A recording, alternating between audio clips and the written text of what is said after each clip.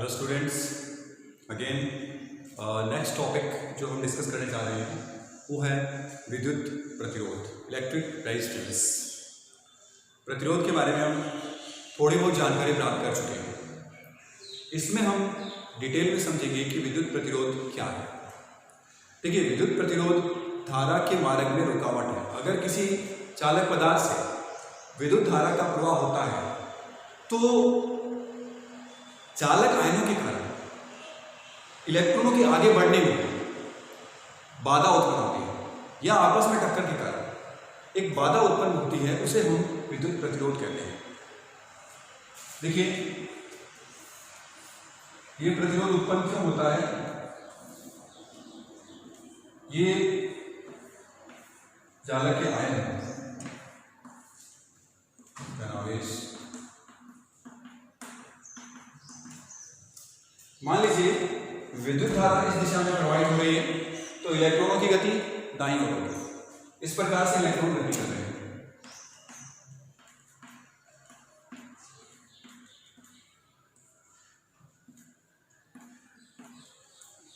और चालक के अंदर मुक्त इलेक्ट्रॉनों की संख्या बहुत अधिक होती है। और आपको बताया गया था, इलेक्ट्रॉन इस प्रकार से मुक्त होते हैं कि उस पर नाभिक का प्रभाव शून्य होता है, लगभग शून्य। वो मुक्त रूप से गति करते हैं। जैसे इलेक्ट्रॉन गैस के रूप में आप मान सकते हैं, जैसे गैस के अणु लगातार गति करते हैं। लेकिन जब बाहर से विद्युत क्षेत्र आरोपित करते हैं या विभवांतर आरोपित करते हैं तो चालक में धारा प्रवाहित होती है। तो धारा जब प्रवाहित होती है तो उनकी यादृच्छिक गति में कमी आती है और एक दिशा में गति करने का प्रयत्न करते हैं। तो जब ये इलेक्ट्रॉन्स इस दिशा में गति करेंगे तो ये रास्ते में जो आ रहे धन आए मार्ग में ये धनावेश आ रहे, तो इनसे इनकी टक्कर होती है और इलेक्ट्रॉनों की आपस में भी टक्कर होती है। तो इस टक्कर के कारण आगे बढ़ने में बाधा उत्पन्न हो रही है। इस बाधा को हम विद्युत प्रतिरोध कहते हैं। करेक्ट? चालकों में जब मुक्त इलेक्ट्रॉन इस प्रकार आगे बढ़ते हैं तो चालक की जो आयन है वो बाधा उत्पन्न करते हैं, उनसे इनकी टक्कर होती है और इन टक्कर के कारण जो बाधा उत्पन्न होती है उसे ही हम विद्युत प्रतिरोध कहते हैं। It's very simple, clear. अब जो आर है, यहां हम केवल चालक की बात कर रहे हैं, ये आप ध्यान रखना। हम चालक तार का डिस्कशन कर रहे हैं अभी।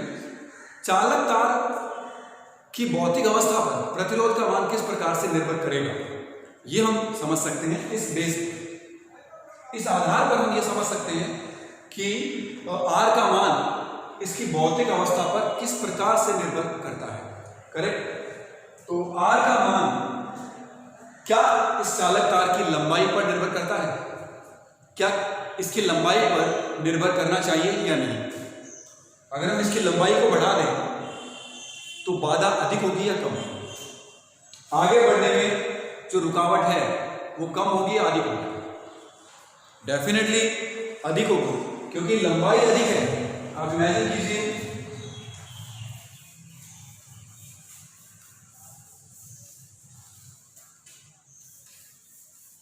दो सैंपल है आपके पास,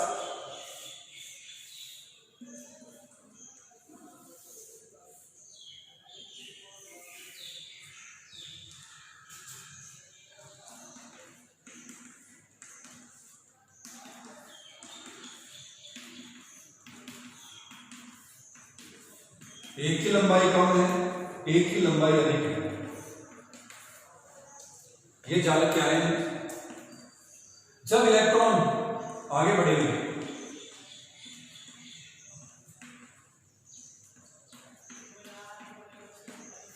तो बाधा अधिक किसमें होगी, यानी विद्युत प्रतिरोध ज्यादा किसमें होगा? इसके अंदर, क्योंकि लंबाई अधिक है। लंबाई अगर अधिक है तो बाधा अधिक होगी।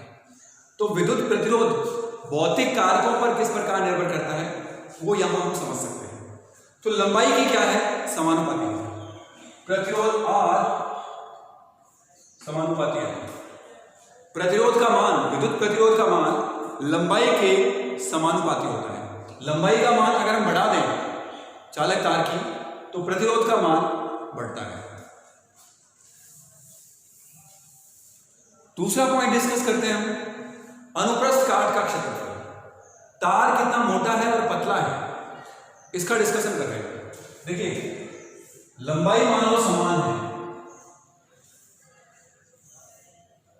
उस केस में क्या होगा, यहां इलेक्ट्रॉन्स जा रहे हैं,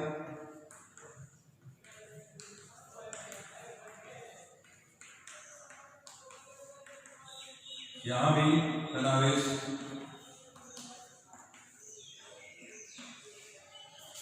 ये इलेक्ट्रॉन आगे बढ़ रहे हैं। तो आप इमेजिन कीजिए कि बाधा अधिक किसमें हो, धारा का प्रवाह होना है। एक तरह से आप इसको इस तरह से समझें कि जल का प्रवाह हो रहा है, एक में तो अधिक क्षेत्रफल उपलब्ध है, एक में कम क्षेत्रफल उपलब्ध है, तो बाधा अधिक किसमें होनी चाहिए, इसमें। यानी ए का मान तो कम है और आर का मान क्या होगा, अधिक होगा। तो संबंध किस प्रकार का होगा, व्युत्क्रमानुपाती। तो आर व्युत्क्रमानुपाती है ए के। ये अनुप्रस्थ काट है, ये अनुप्रस्थ काट का क्षेत्रफल है,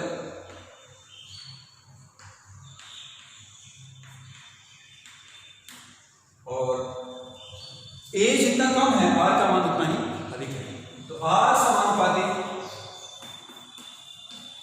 1/। अब प्रतिरोध ताप पर भी निर्भर कर रहा है, लेकिन यहां हम पदार्थ की भौतिक अवस्था ले रहे हैं, वातावरण की नहीं। तो इन दोनों कारकों को अगर हम सम्मिलित करें तो आर एल के समानुपाती है और ए के व्युत्क्रमानुपाती है। एक साथ लिख सकते हैं, दोनों समीकरणों को एक साथ लिखने पर आर समानुपाती एल ऑन ए। समानुपाती चीज जब हटाएंगे तो यहां एक नियतांक लेते हैं, R equals to rho L upon A. Rho एक समानुपाती नियतांक है जो पदार्थ की प्रतिरोधकता को व्यक्त करता है। रो है प्रतिरोधकता,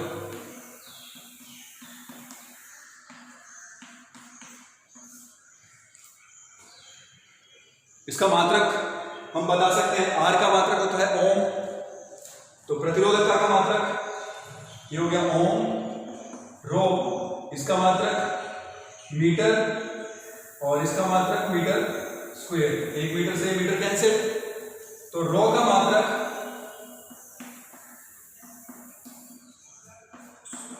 ओम इंटू मीटर, ओम मीटर।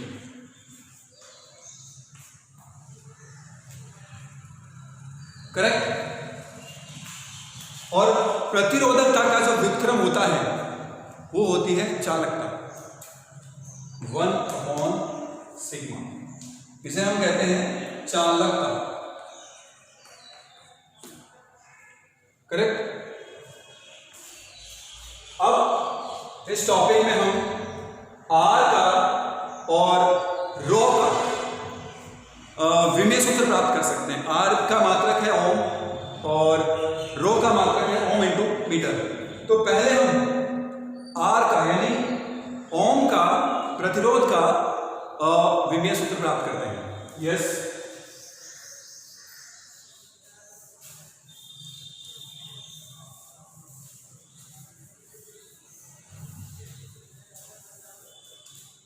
प्रतिरोध का विमेय सूत्र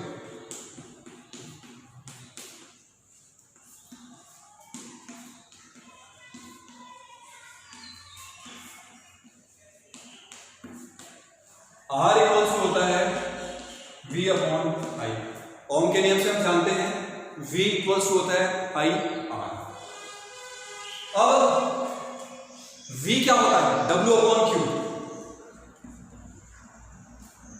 कार्य बटा आवेश V को व्यक्त करता है। मूल मात्रकों के रूप में Q को हम लिखते हैं IT, I into E upon I, क्योंकि I बराबर क्या होता है Q अपॉन T और Q बराबर I इंटू T। क्लियर है? तो ये हो गया W upon I square T।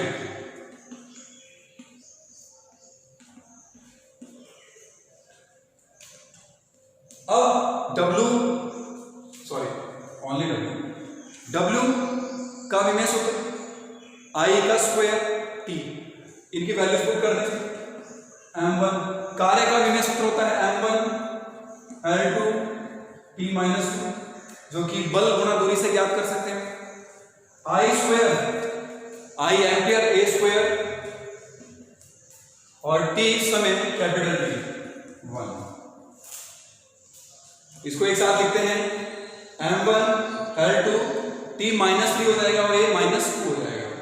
तो R का जो विमेय सूत्र है वो m1 L2 T minus 3 A minus m1 L2 T minus 3 A minus 2।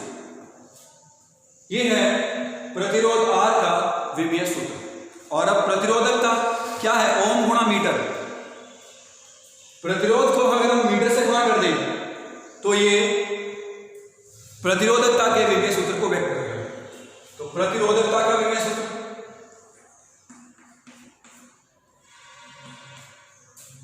ये प्राप्त हो जाएगा आपको ओम गुणा मीटर से।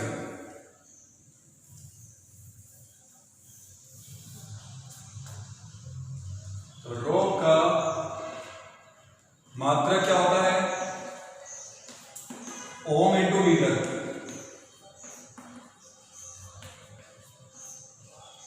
ओम का विमेय सूत्र लिखा गया है, इसको गुणा करना है मीटर से। तो रो का विमेय सूत्र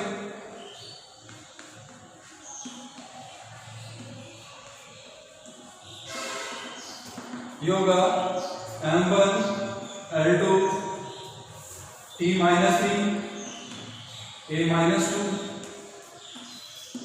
into metre L1। Length m1 L12 L13 m1 L3 T minus 3 A minus 2। ये है प्रतिरोधकता का विमेय सूत्र। करेक्ट? तो प्रतिरोध और प्रतिरोधकता का विमेय सूत्र याद रखने के लिए आपको जो R equals to V upon I है वहां से आप स्टार्टिंग करनी चाहिए। और V विभवांतर या विभव W अपॉन Q से आप आसानी से प्राप्त कर सकते हैं। तो आपको हमेशा W का कार्य का विमेय सूत्र हमेशा पता होना चाहिए। कई बार विद्युत क्षेत्र का विमेय सूत्र पूछ लेते हैं, विभवांतर का पूछ लेते हैं। तो इस प्रकार से सभी ये पद कार्य पर आकर मिलते हैं कहीं ना कहीं। तो आप कार्य की सहायता से इनके विमेय सूत्रों को प्राप्त कर सकते हैं। तो ये था प्रतिरोध और प्रतिरोधकता का विमेय सूत्र और विद्युत प्रतिरोध की परिभाषा। अब हमने लास्ट में प्रतिरोधकता को डिस्कस किया है। प्रतिरोधकता R इक्वल्स टू आपने निकाला था rho L upon A। Rho equals to क्या है? RA upon L। रो क्या है? प्रतिरोधकता, रेसिस्टिविटी। अब इसको हम आंकिक मान किसके तुल्य होगा वो प्राप्त कर सकते हैं। L बराबर 1 मीटर लें,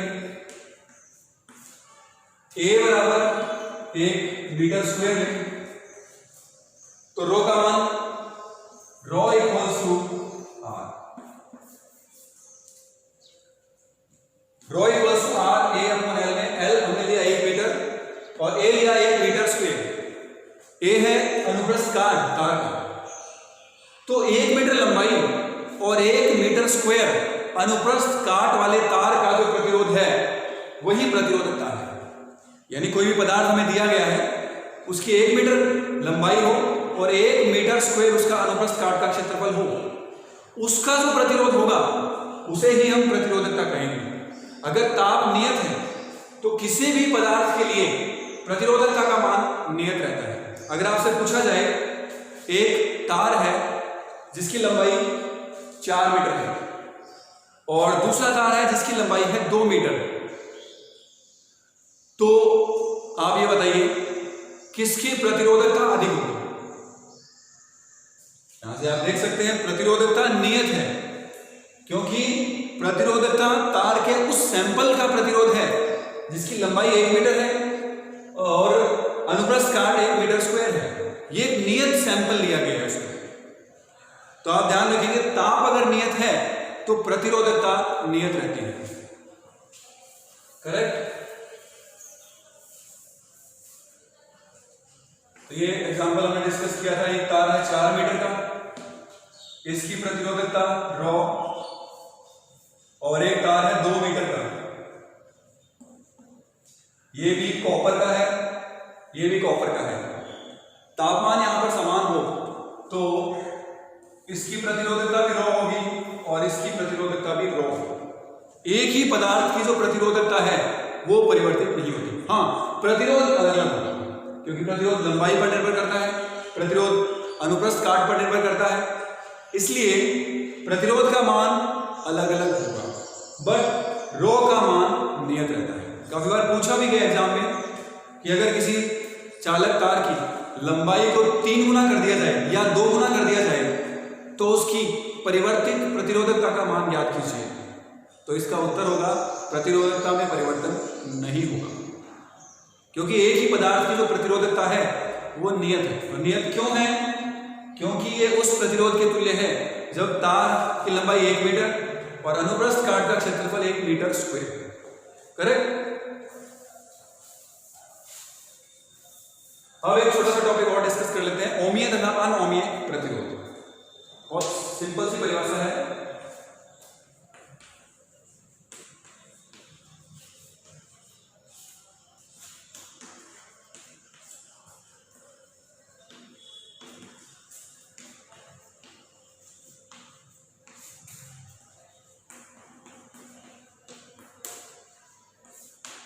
ओमीय तथा अनओमीय प्रतिरोध, जैसा कि नाम से स्पष्ट है, ओमीय प्रतिरोध वे प्रतिरोध होते हैं जो ओम के नियम का पालन करते हैं। जैसे चालक पदार्थ V और I के मध्य अगर हम ग्राफ खींचें तो एक सरल रेखा प्राप्त होती है।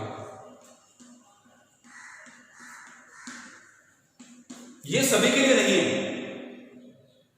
तो जिनके लिए ये संबंध प्राप्त होता है V और I के मध्य, या V बराबर IR प्राप्त होता हो, उनके लिए हम जो टर्म काम में लेते हैं वो है ओमीय प्रतिरोध। ये लागू होता है ओमीय प्रतिरोध की।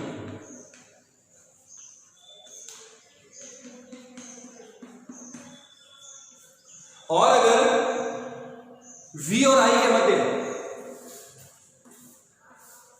ग्राफ एक सरल रेखा नहीं है, इस प्रकार ग्राफ हो सकता है,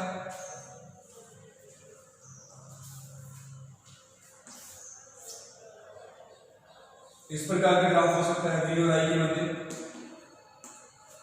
ये अनओमीय प्रतिरोध है।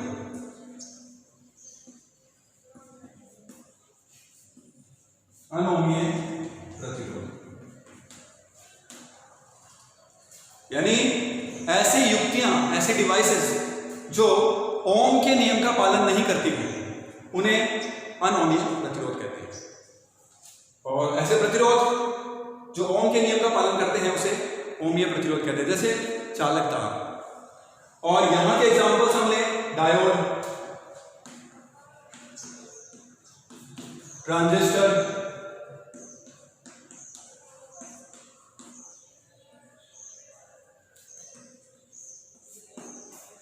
डायोड, ट्रांजिस्टर, ट्रायोड,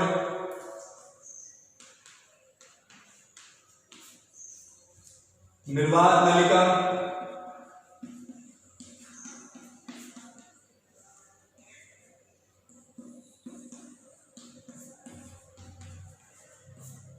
निर्वात नलिका वैक्यूम ट्यूब वॉल्व होती है, उसमें भी अगर हम V और I के मध्य ग्राफ खींचे तो वो अनओमीय प्रतिरोध को व्यक्त करती है।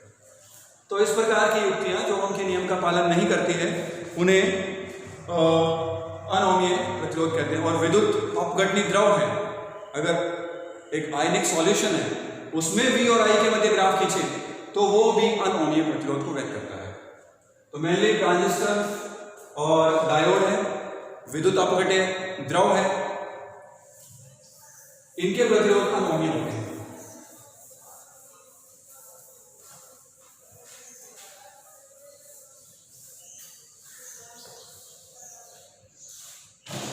तो ये था विद्युत प्रतिरोध के भौतिक अर्थ को समझते हुए हमने प्रतिरोधकता को डिफाइन किया, उसका विमीय सूत्र प्राप्त किया, और फिर उसके बाद में एक छोटी सी परिभाषा हमने पढ़ी ओमीय तथा अनोमीय प्रतिरोध की। होपफुली आप समझ गए होंगे। आगे छोटे छोटे टॉपिक्स हैं जिनको हम डिटेल में समझेंगे। Okay, thank you.